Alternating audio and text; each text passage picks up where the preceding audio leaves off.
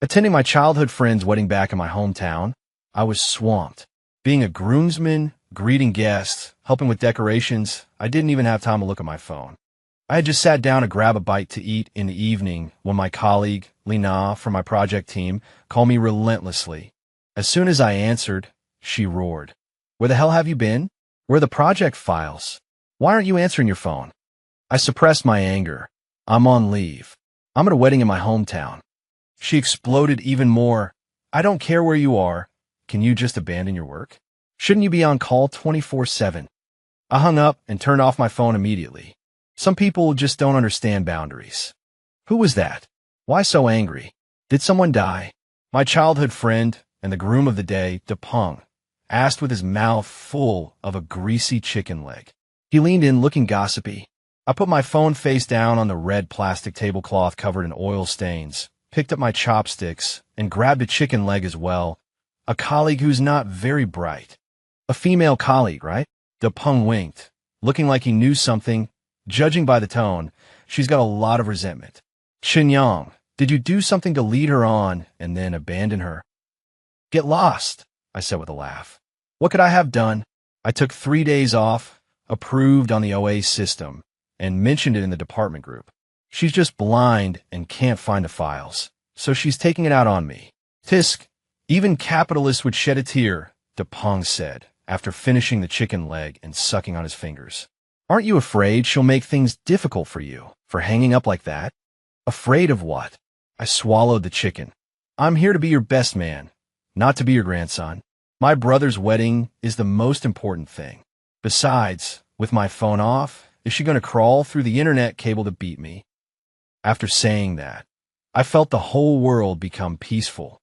I could hear the lively cheers of the villagers, and I smelled the unique aroma of the rural feast, a mixture of firewood and various dishes. Red lanterns hung on the old locust tree in the yard, and the light made everyone's faces look rosy. This is life. As for Lina, who is roaring into her phone hundreds of miles away, let her explode by herself. Lina is the head of our project team, a woman who has striving engraved on her forehead and tries to get to the director position before the age of 30 by squeezing herself and her colleagues dry.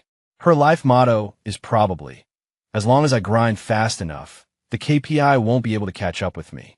And me, Qinyang, a regular office worker who just wants to get off work on time and sleep on my days off.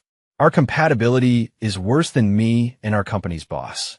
I applied for this leave half a month in advance. Depeng is the brother I grew up with wearing open crotch pants. If he gets married, even the king of heaven would have to step aside.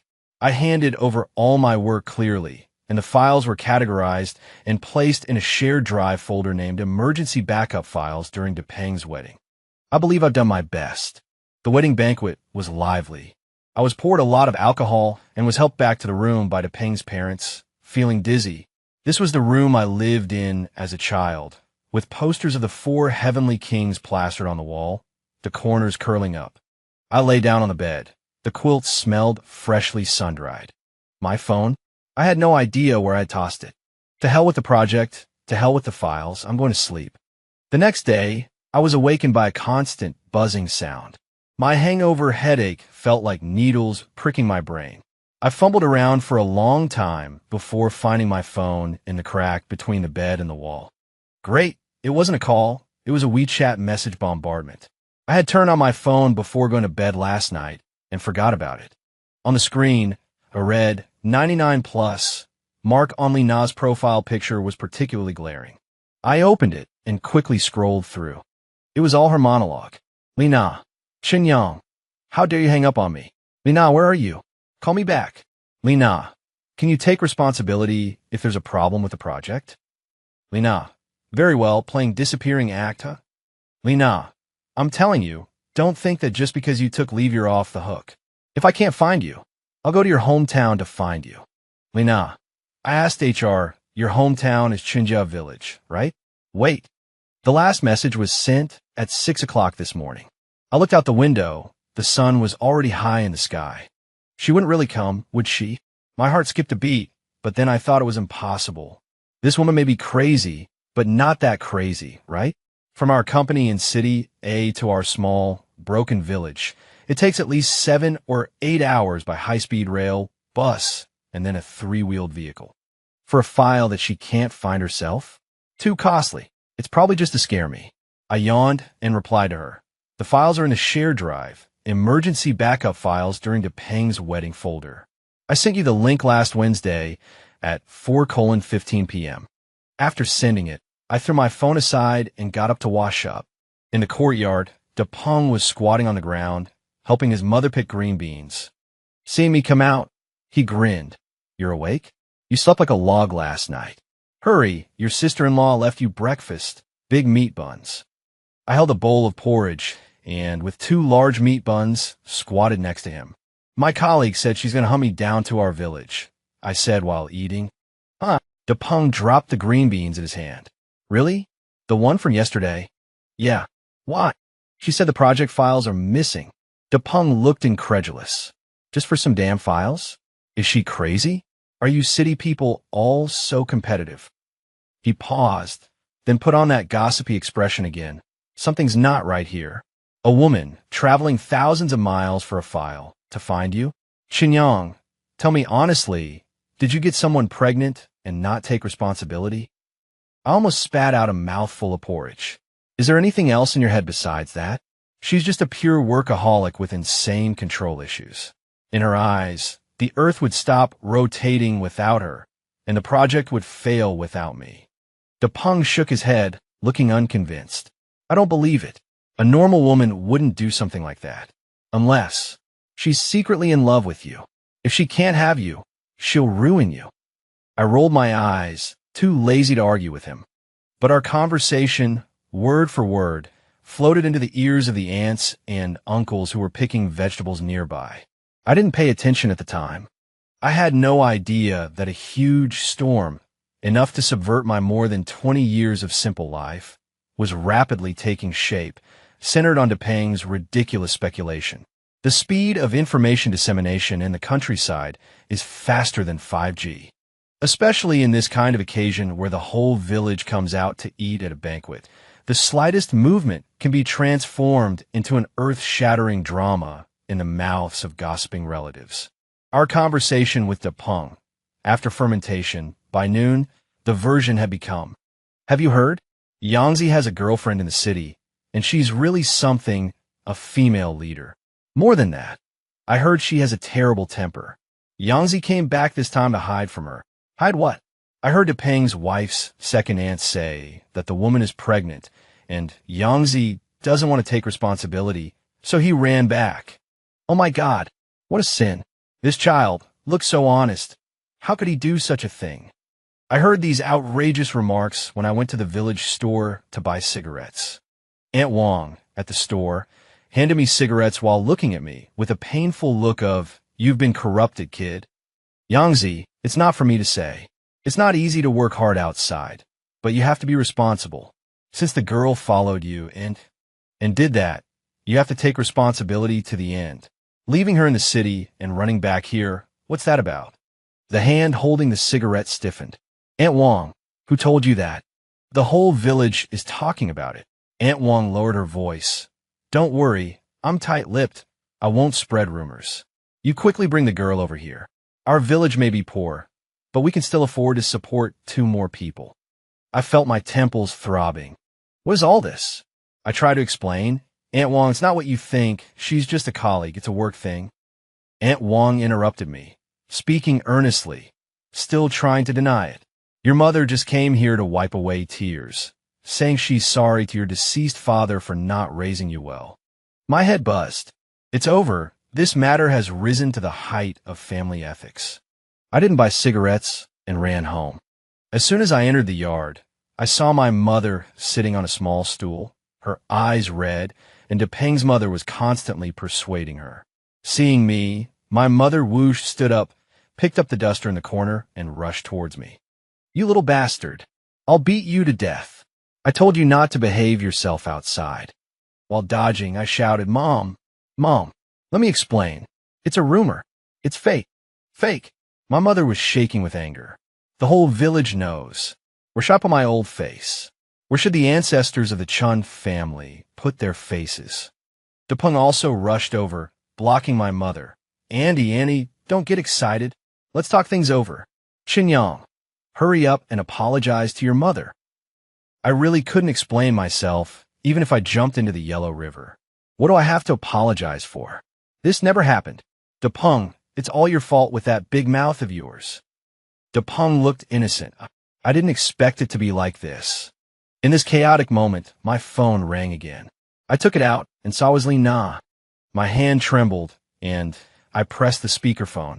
Qinyang, you're very good. You think I can't do anything to you just because you're hiding in the village? I've already arrived in your county. I'm taking a bus to Qinjigu right now. I'm telling you, if you don't hand over the final version of the Starlight Project proposal today, I'm not done with you. Li Na's shrill voice, through the phone speaker, clearly spread throughout the entire yard. The yard was instantly silent. All eyes were glued to my phone. Then they turned to me in unison. The look in their eyes was incredibly complex. There was shock, anger, disdain, and even a hint of pity. The feather duster in my mother's hand fell to the ground with a thud. Her lips trembled as she looked at me, then at the phone. Her eyes rolled back, and she fell straight backward. Oh dear, sister-in-law. Depeng's mother was quick to catch her. Only one thought ran through my head. It's over. This is really over. Starlight Project. In the ears of the villagers, that had to be the name of a child, right? Chun Starlight? It took a long time of pinching her philtrum for my mother to slowly wake up. The first thing she did upon waking was grab my hand, tears streaming down her face. Yangzi, Mom won't hit you. It's Mom's fault. She's useless and let you suffer in the city. That girl sounds like a fiery one.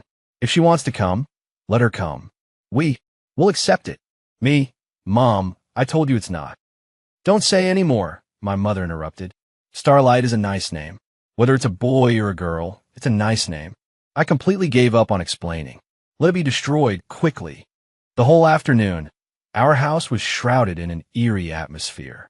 My mother and Depeng's mother, along with a few aunts who had rushed over upon hearing the news, gathered in the kitchen, chopping vegetables and whispering to each other. I strained my ears to listen, vaguely hearing words like postpartum care, brown sugar eggs, and betrothal gifts. They seemed to be preparing a banquet for a wicked daughter-in-law who was about to arrive, a banquet full of simple rural hospitality. Depeng became my personal bodyguard, not leaving my side for a moment. He patted my shoulder, his expression solemn. Brother, what's done is done. More words are useless. When she comes, be nice and apologize. Let's stabilize her first. Don't provoke her again. Otherwise, if she starts crying, making a scene, and threatening suicide in our village, Qinjia village will lose all face. I nodded blankly. What else could I say? Everything I said now would sound like a flimsy excuse to them. I even started to doubt my life. Could it be that I really did something to Li Na in some parallel universe where I lost my memory? How else could this be so outrageous? At dusk, there was a commotion at the village entrance. Guzi, who was helping to pack things in the yard, stumbled in, out of breath. She's here. She's here. Brother Yangzi. That woman from the city. She's here. My heart tightened. What was coming was finally here. I took a deep breath, stood up, and prepared to face the trial that was destined to be recorded in the history of Qinjia village. My mother, Depeng's parents, and all the relatives and friends who hadn't left the yard yet, dozens of pairs of eyes, were all staring at me. Their eyes filled with the heroic and tragic sentiment of the wind howls, the Yi River runs cold, the hero departs, never to return. I braced myself and walked towards the courtyard gate. Before I even reached the gate, I saw a figure, surrounded by a crowd of villagers watching the excitement, appearing in my field of vision. Li Na. She was wearing a well-tailored black business suit, with 10-centimeter high heels on her feet. Her hair was neatly styled in a bun, and she had meticulously applied makeup on her face. But all of this couldn't hide her dishevelment. Her high heels were covered in mud, and the hem of her suit was a bit wrinkled. Most importantly, she was dragging a silver suitcase, the wheels making a clunk clunk sound on the uneven dirt road in the village. Her expression was one of utter rage. When she saw me, her eyes almost spat fire. Chun, Young. She gritted her teeth as she called out my name. However, this angry accusation of hers sounded different to the villagers. This wasn't someone coming for documents. This was clearly someone coming to collect a debt. A love debt. Before I could speak, my mother rushed forward. She didn't rush towards me, but towards Lina. Amidst everyone's stunned gazes, my mom grabbed Lina's hand. Her face instantly blossomed into an incredibly enthusiastic, even fawning, smile. Io, girl, you finally arrived. Were you tired on the way? Quick, come inside and rest. Lina was dumbfounded. She looked at my mom, then at me, the anger on her face replaced by immense confusion. I'm Qinyang's mom. Without explanation, my mom pulled her toward the courtyard, her other hand patting the back of Lina's hand enthusiastically. Look at you, child, coming all this way and bringing so much stuff. Quick, Depeng, take your sister-in-law's. Oh no, your sister's suitcase inside. Depeng froze for a moment, then, oh, he said, quickly stepping forward and taking the suitcase from the petrified Lina. Lina was half-dragged, half-pulled into the courtyard by my mom. Her high heels, which could exude an aura of commanding 1,000 troops in the A City CBD office building, now sank deep into the muddy ground of the courtyard, making each step unusually difficult. Auntie, no, listen to me, Lina tried to break free. Hey, why are you still calling me Auntie? It's so distant, my mom said, smiling from ear to ear. Quick, sit down. A small stool was placed behind Lina. Lina glanced down at the greasy stool, which had undoubtedly been sat on by countless people, a look of disgust flashing across her face, but she still sat down stiffly. As soon as she sat down, she was surrounded by a group of enthusiastic aunties. Girl, your belly. It's not showing much yet, is it? Yeah, you need to eat more good stuff. We may not have much in the countryside, but we have plenty of free-range chicken and eggs. Your heels are too high. It's not good for the baby. Annie got you a pair of cloth shoes. Change into them. They're comfortable. Lina's expression went from confusion to shock to horror. She looked at me pleadingly, her eyes seeming to say, What's going on here? Did I walk into the spider cave? What could I do?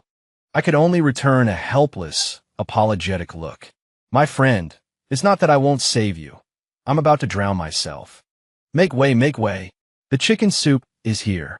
Depeng's mom, my future godmother, walked out of the kitchen carrying a huge sea bowl.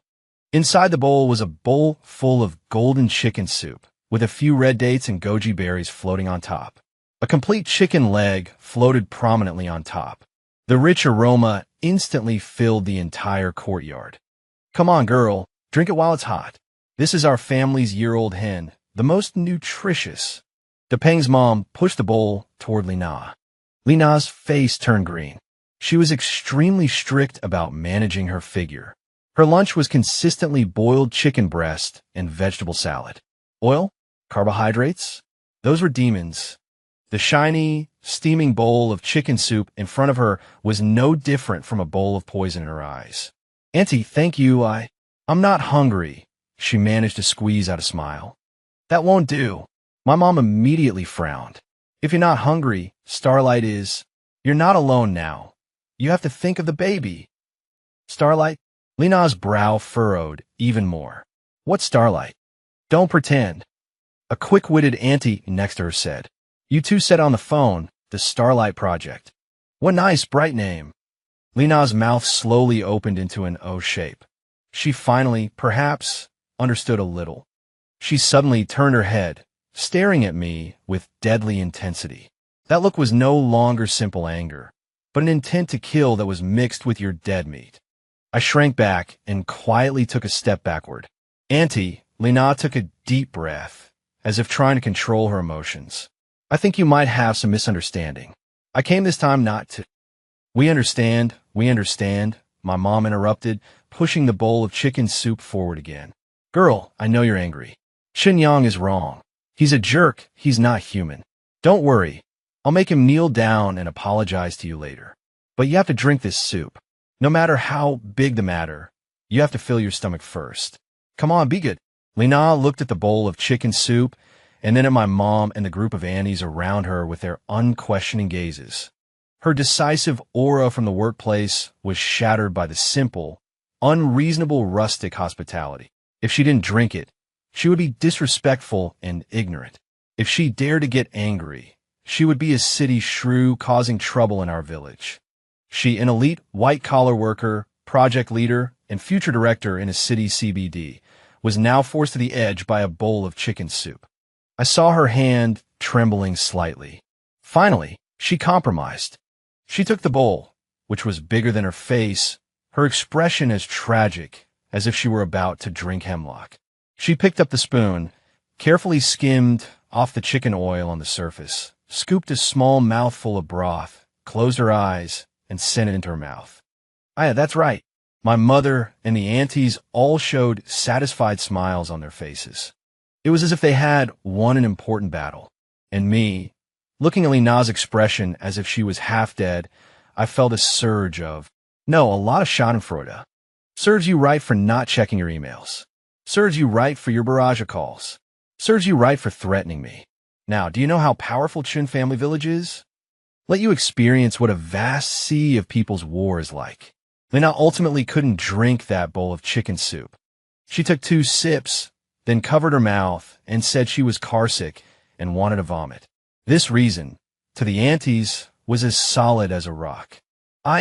She's pregnant. That's right. I was like that when I was pregnant with Da Peng. I wanted to vomit whenever I smelled oily things. So, Lina was supported into my room, adorned with posters of the 4 heavenly kings by my mother and Da Peng's mother, like a star receiving the moon. That was the bed I had slept on since I was a child.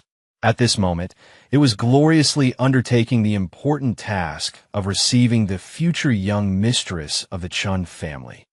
The people in the courtyard gradually dispersed. I finally found an opportunity to slip into the room. Lina was sitting on the edge of the bed, looking at Aaron Kwok's young poster on the wall with a lifeless expression. Seeing me come in, she whooshed up, lowered her voice, and squeezed out a few words through her teeth. Chin Yang, explain to me clearly, what the hell is going on? I don't know how it turned out like this. I spread my hands, looking innocent. I just told my buddy that one of my colleagues couldn't find a file and was going to kill me. Then the rumor grew wings. Colleague? Rumor? Lina sneered. What about the Starlight Project? Dare you say you didn't shout it on the phone? That's the project name. Project name. I almost cried. Big sister, can you be reasonable? Who names their child project? How would I know what strange habits you country folk have for naming things? Lina was clearly already driven mad. What do we do now? Look outside. Your mother and those aunties, the way they look at me, like they're looking at a hen that lays golden eggs. What can I do? I'm also desperate. We were like 2 underground party members making contact, lowering our voices, and blaming each other in the room. Just then, the door creaked open. My mother walked in, carrying a bowl of brown sugar water. When she saw the 2 of us gazing deeply at each other, a look of relief immediately appeared on her face. Young couples quarrel, and then make up. Yangzi, you too. How could you let Nana travel so far alone? So dangerous. She handed the brown sugar water to Lina. Here, dear, drink some of this to warm yourself up.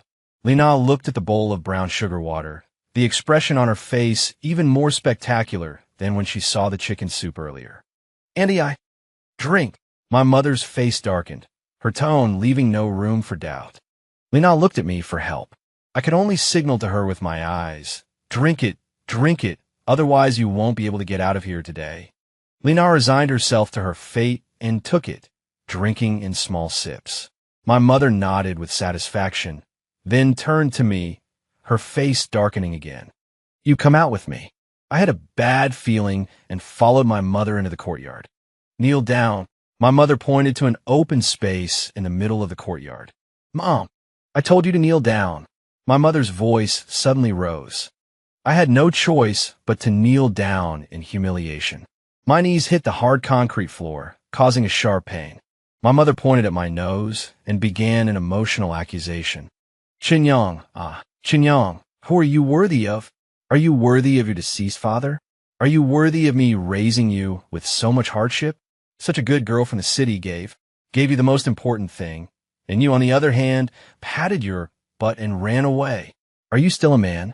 My mother's voice was loud enough for Lina in the room to hear clearly. I was speechless and could only lower my head. Inside the house, Lina was probably dumbfounded. She probably hadn't experienced such a magical scene in her life. My mom scolded me for a good 10 minutes, from stealing sweet potatoes from the neighbors when I was a kid to not telling her about my college relationships.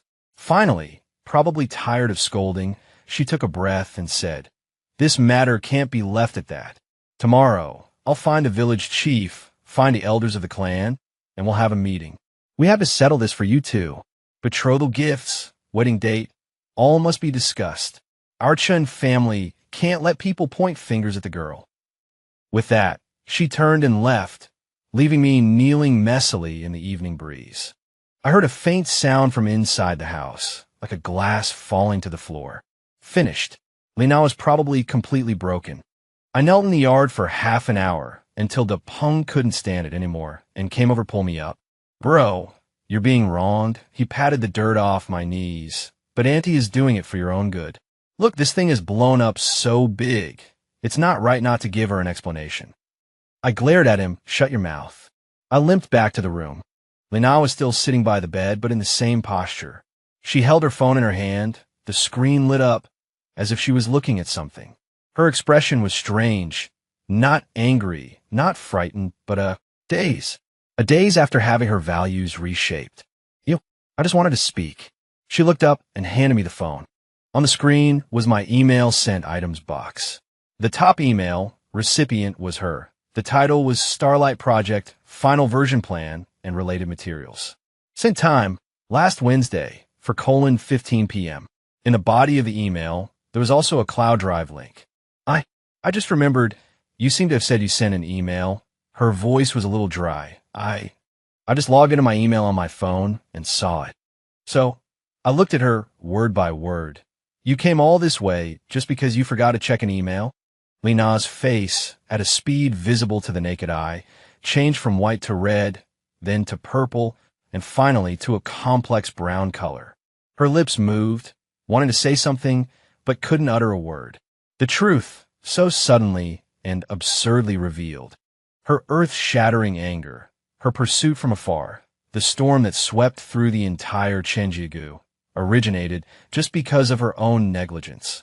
An atmosphere of awkwardness filled the air. Unparalleled awkwardness. I looked at her, she looked at me. The two of us, a heartless man who knelt in the ancestral hall for half an hour, a chaste woman pregnant out of wedlock, in the eyes of the whole village, looked like two fools. That, Lina finally spoke, her voice as small as a mosquito buzz. "I'm sorry." This was the first time in the 3 years I'd known her that I'd heard those 3 words from her mouth. "What's the use of saying sorry now?" I said unhappily. "Look outside. My mom is already preparing to hold a village-wide meeting tomorrow to discuss our wedding. The betrothal gift is 88,000, and 3 gold jewelry pieces are a must. Do you want to stay for engagement feast before you leave?" Lina's face turned even redder. I'll leave now." She stood up, wanted to grab her suitcase. "Leave?" I sneered. "Try to leave now? The moment you step out of this door, I'll be branded with the crime of abandoning a pregnant girlfriend. My mom will break my legs." "You believe it?" Lina froze. She realized that things had developed to a point where she had no control. When she came, she was a menacing creditor. Now, she had become a prisoner trapped in a moral cage. Then what to do?" she asked on the verge of tears. Was this still the iron lady in the office who could make interns cry with her orders? Looking at her distraught appearance, the anger in my heart unknowingly dissipated. Forget it. She was also a victim screwed over by her own stupid actions. "There's no way," I sighed. "Tonight, you sleep here. Tomorrow morning, before dawn, I'll take you to the town to catch the bus. Just say, Just say the company has urgent business and you have to go back. I'll handle the rest. This was the only way for now. What about you? Lina looked at me. Me? I smiled wryly. What else can I do? Get another beating from my mom, I guess. I'm used to it, anyway, after all these years. Lina didn't say anything. She looked down at her high heels, covered in mud. Silence fell over the room again. After a long while, she said softly, "Thank you." I never imagined in my life that my first elopement would be with Lina. For 30 in the morning, and it was still dark.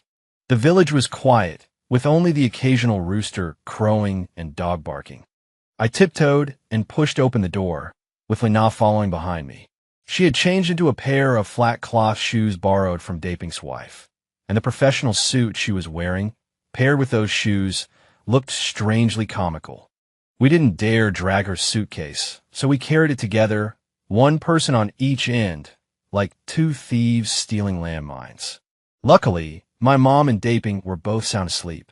We successfully sneaked out of the yard without disturbing anyone. Walking on the small road in the village, the early morning air was cold, with a muddy, earthy smell. It was probably Lina's first time walking a road like this at night.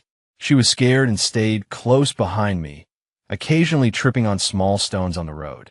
"Do you not have streetlights here?" she asked softly. "We do." I pointed to the moon in the sky, all natural, no pollution. She didn't say anything else. A dilapidated, three-wheeled motorcycle was parked at the entrance of the village. It belonged to Uncle San, the neighbor. I had asked him about borrowing it yesterday. I threw the suitcase into the back of the vehicle and started it up. Put-it-to. The sound of the engine seemed especially loud in the quiet of the early morning. My heart tightened, and I quickly told her to get on. "Hold on tight." I twisted the throttle, and the three-wheeled vehicle shot forward, bumping along the uneven dirt road. Lina screamed "ah" in the back and held onto my clothes tightly. I could feel her body trembling nonstop. I didn't know if it was from the cold or from fear. It was more than half an hour's drive from our village to the town. Along the way, besides the sound of the engine, neither of us spoke. A hint of fish-belly white gradually appeared on the horizon. The fields on both sides of the road, in the morning light, revealed hazy outlines. I suddenly felt that this scene was a bit strange.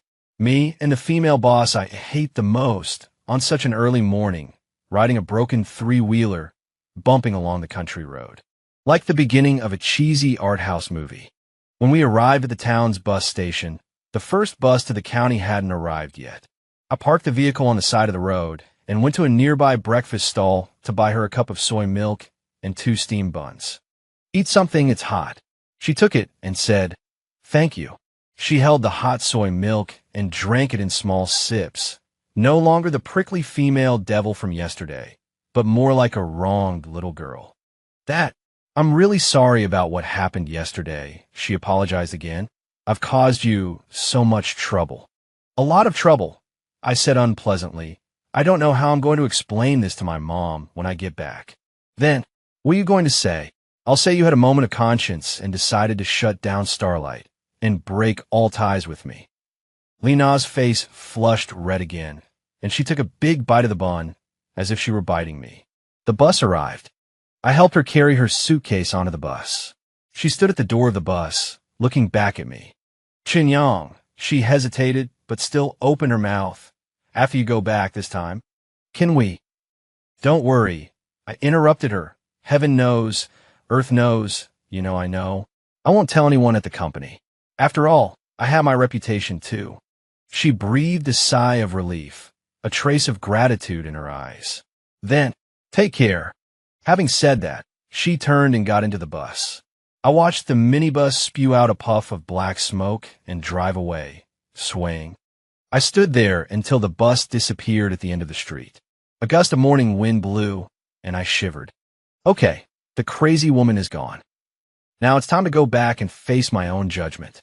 I got on my tricycle, turned the front around, and headed towards Chun Family Village with the tragic feeling of going to the execution ground, chugging and sputtering. By the time I got home, it was already broad daylight. My mom was standing at the gate of the courtyard with a rolling pin in her hand, like a door god. Seeing me come back alone, her face instantly darkened. Where's the person? Gone, I said, forcing myself to be brave. Gone. My mom's tone instantly rose 8 octaves. You let her go? Qinyang, you heartless thing. The rolling pin came sweeping at my legs with a whooshing sound. I was prepared and dodged it in a flash. Mom, listen to my explanation, I shouted as I dodged. She has a huge emergency at her company, a multi-million-dollar project waiting for her signature. If she doesn't go back, the whole company will go bankrupt. She's also doing it for work. She has no choice. I could only make the matter bigger. The bigger the better. I don't care about her project. My mom didn't listen at all, chasing me all over the courtyard. What does that compare to my grandson's? No, her reputation. It's important. Too important. I said nonsense while running. She said that after she finishes dealing with the company's affairs and becomes CEO, she will come back and marry me in a grand style. She'll drive a Rolls-Royce to pick me up and buy you a gold necklace. My mom's footsteps chasing me slowed down. Really? She asked, half believing, half doubting. Really? Truer than gold? I quickly nodded. She said she loves me deeply and will only marry me in this life. But, as an independent woman of the new era, she must have her own career. She said she can't let you look down on her. Even I didn't believe this nonsense. But unexpectedly, my mom believed it. She stopped, threw away the rolling pin, and a thoughtful expression appeared on her face. CEO, that's bigger than the village chief, right? Bigger. Much bigger, I quickly said. She manages hundreds of people. My mom nodded, and a hint of pride appeared on her face. My son has good taste. All right, since it's for her future, then I won't blame her. You too. Be good to her in the future.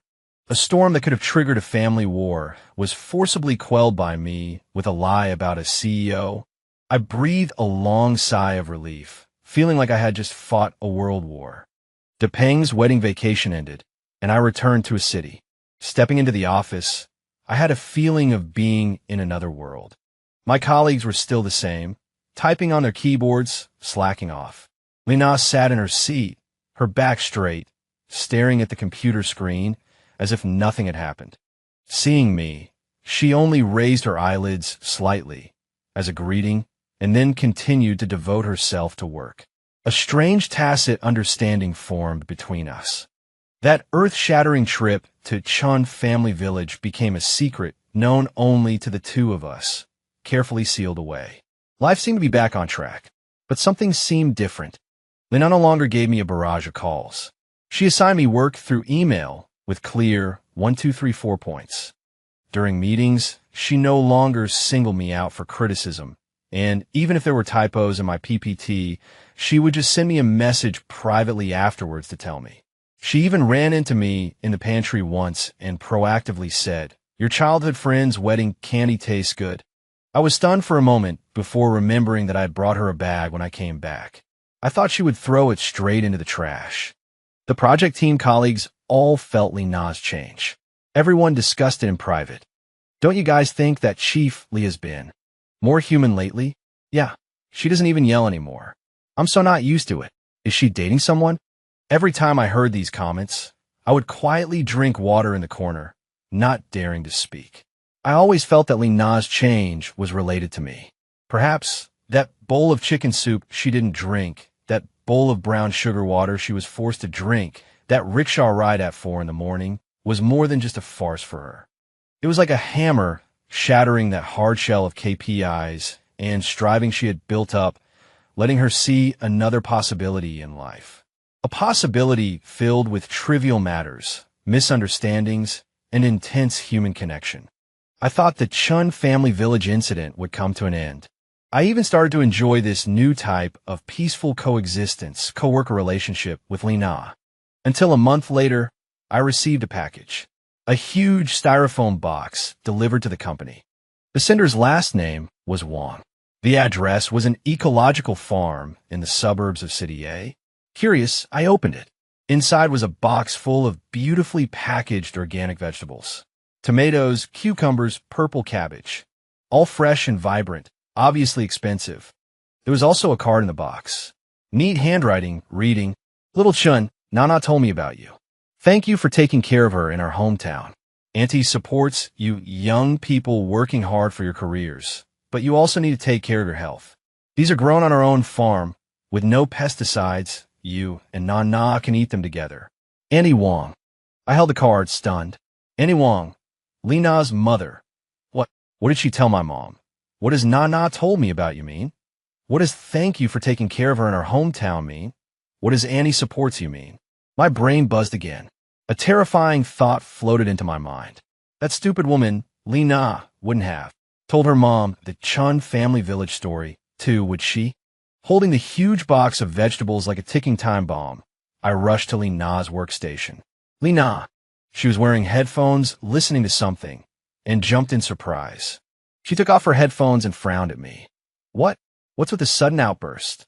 I slapped the card on her desk. What's this? Her face changed instantly when she saw the card. The same look she had the day she saw the Starlight Project, misinterpreted as a child's name. My mom, she stammered. What did you tell your mom? I pressed. I didn't say anything. She avoided my gaze. When I got back from your hometown, she asked me why I was dressed so sloppily and covered in mud. I just made up a reason. What reason? I said, I went to a colleague's hometown for team building to experience life. And then I accidentally fell into a rice paddy. And you saved me. I looked at her at a loss for words. Fell into a rice paddy?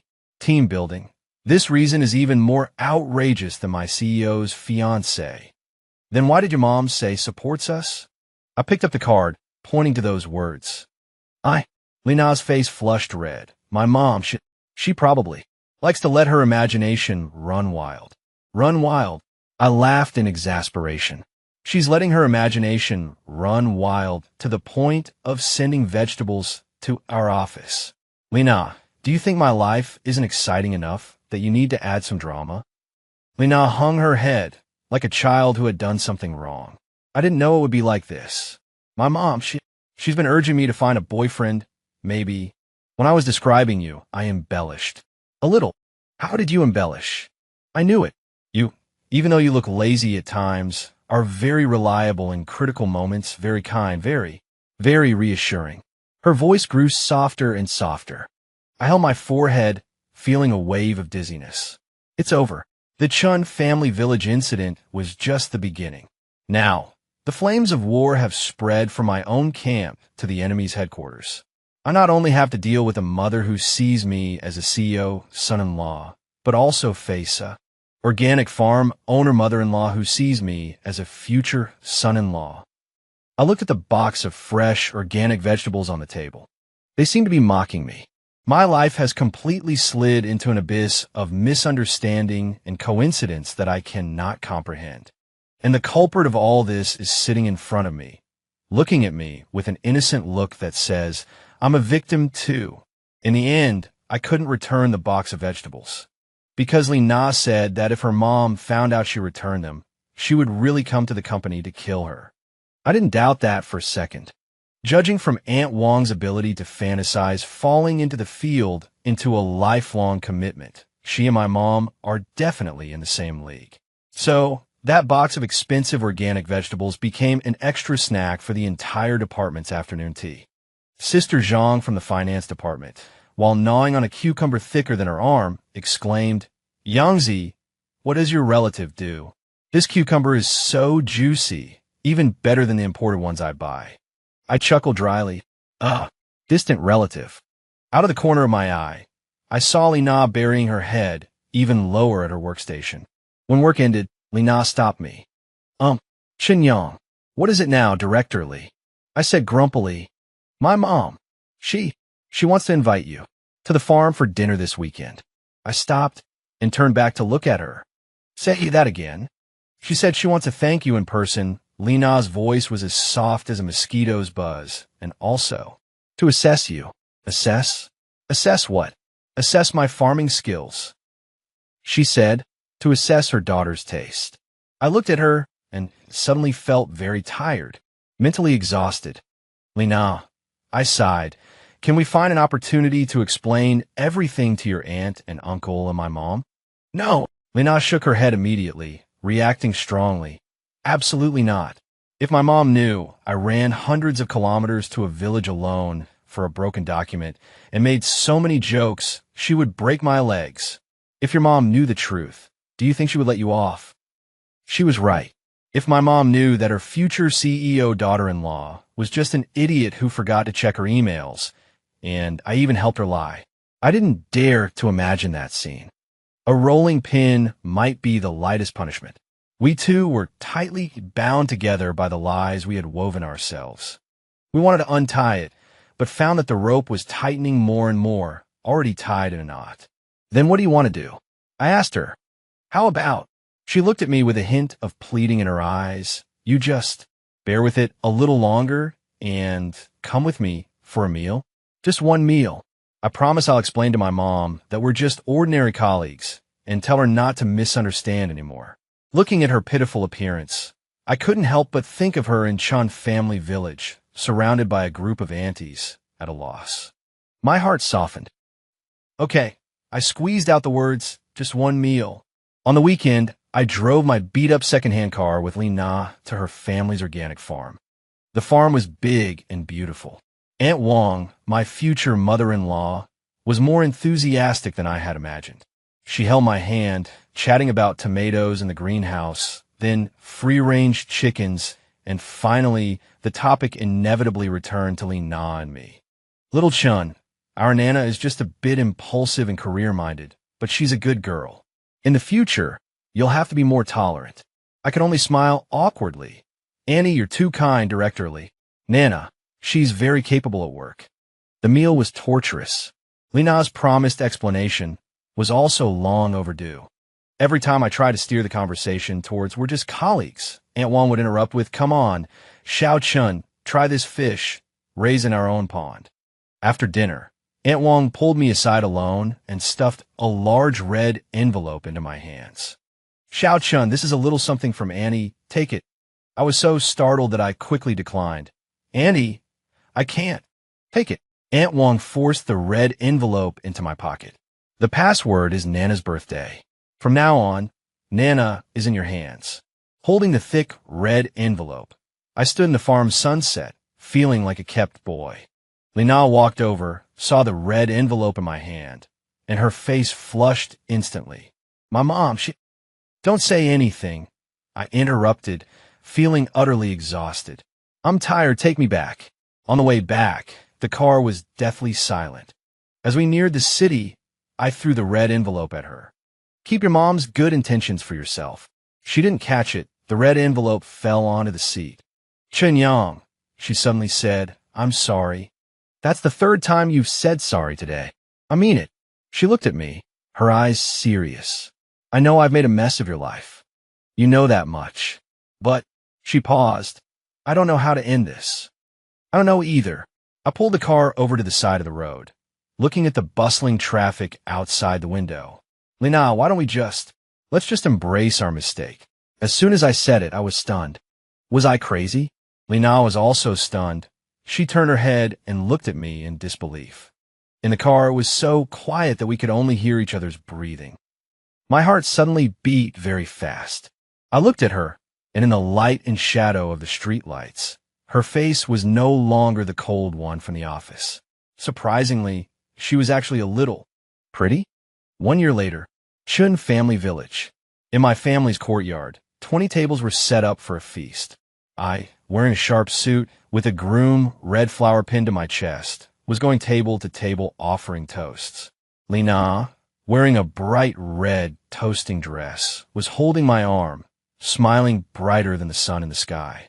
My mom and Aunt Wong were sitting at the same table, holding hands, as close as sisters. Dear sister-in-law C, I told you I was right. These two children are a match made in heaven.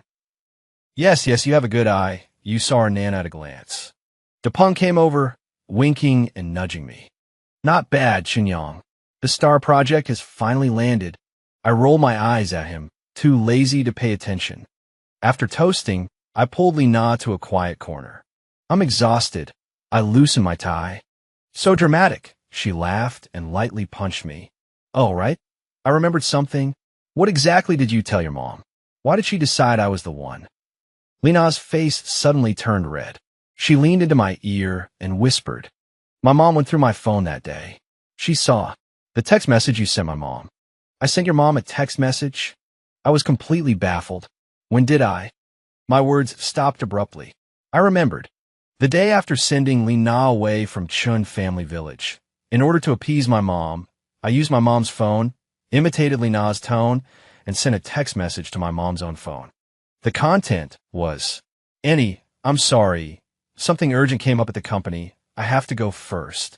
Don't worry. I love Chin Yang. I'm going to marry him and no one else in this lifetime. When I become CEO, I'll come back and marry him in style. And what Lena's mom saw was this text message from an unknown number sent to the mother of her future son-in-law. Such a deeply affectionate declaration. I looked at Lena's face, which was trying to suppress a laugh. I finally understood. From beginning to end, I was the biggest fool.